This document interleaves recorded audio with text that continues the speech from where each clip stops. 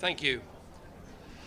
2 years ago, almost to the day, Vladimir Putin launched his illegal invasion of Ukraine with no justification apart from the fact that he is a warmonger that wanted to build an empire.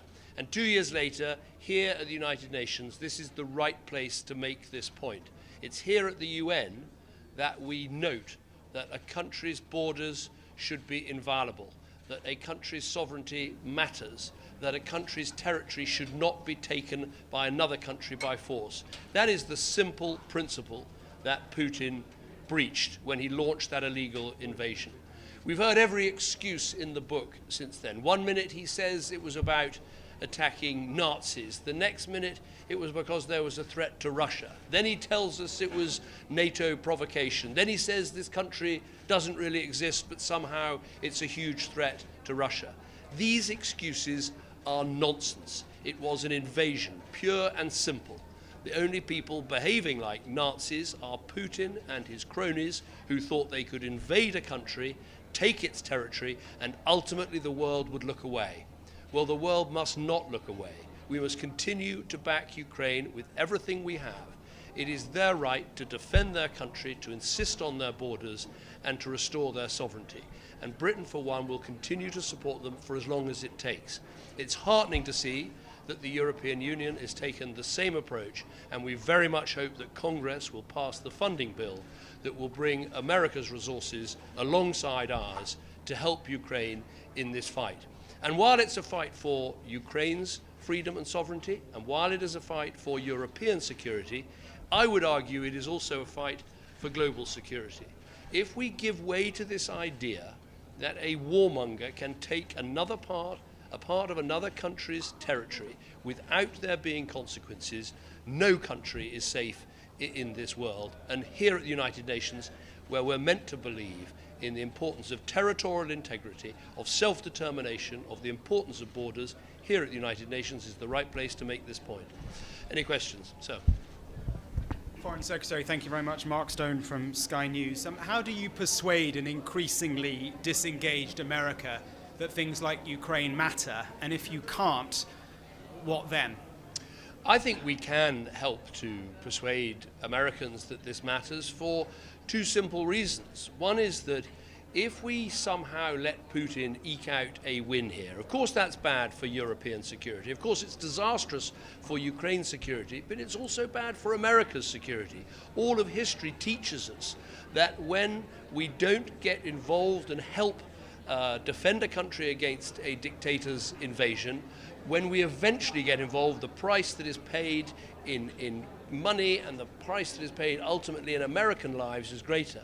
But I'd also make this argument, which is that if Putin were to eke out a win, that wouldn't be just celebrated in the Kremlin, it would also be celebrated by the Chinese leadership too.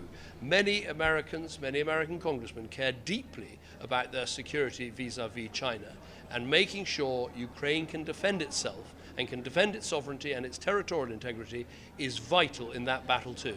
Can I briefly follow up on Israel, Palestine? Can we take another question from here, and then maybe I'll come back? Thank you, sir. This is Shiri Fitcheton from Anadolu. According to the latest figures regarding arms exports, in 2022, the UK granted 114 standard export licenses to Israel, and the new figures have not been released yet.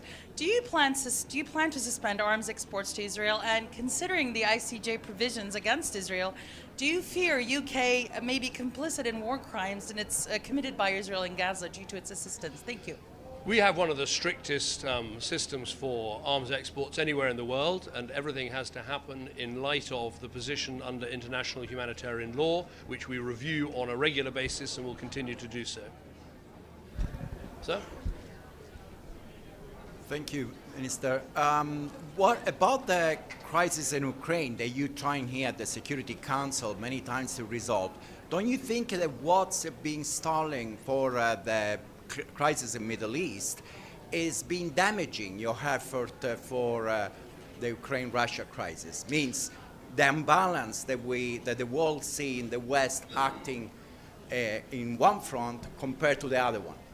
I completely reject this idea that in any way Britain or our allies are guilty of double standards. I don't think the two situations are analogous at all. In Ukraine, it was an invasion by Russia, plain and simple, with no justification. And if there's, I can't think of a clearer example in my lifetime of one country invading another with no excuse.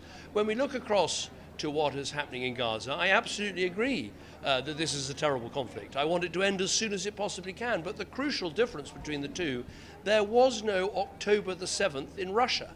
There was no excuse for Russia to launch this invasion. Whereas, on the other hand, Israel does have a right to self-defense. What happened on October the 7th, when they lost almost 1,400 people from their own country in what was the biggest attack on Jewish people since the Holocaust, the biggest pogrom since the Holocaust, is a totally different situation. So I completely reject this idea that somehow we're guilty of double standards. We aren't. The two situations are not the same.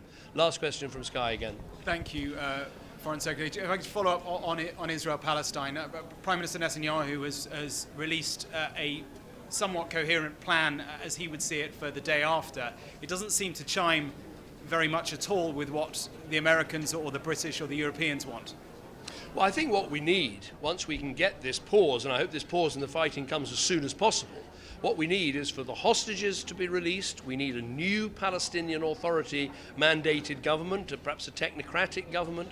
We're going to need a new political horizon for the Palestinian people so they can see the pathway to a two-state solution. But we're going to need those responsible for October the 7th, the Hamas leadership, to leave Gaza, and we're going to need to see the infrastructure of that terror dismantled. I mean, fundamentally, if you think about it from both sides, Israel needs to see that its security is guaranteed. The Palestinian people need to see there is the prospect of a Palestinian state so they can live in dignity. Those two things are the key.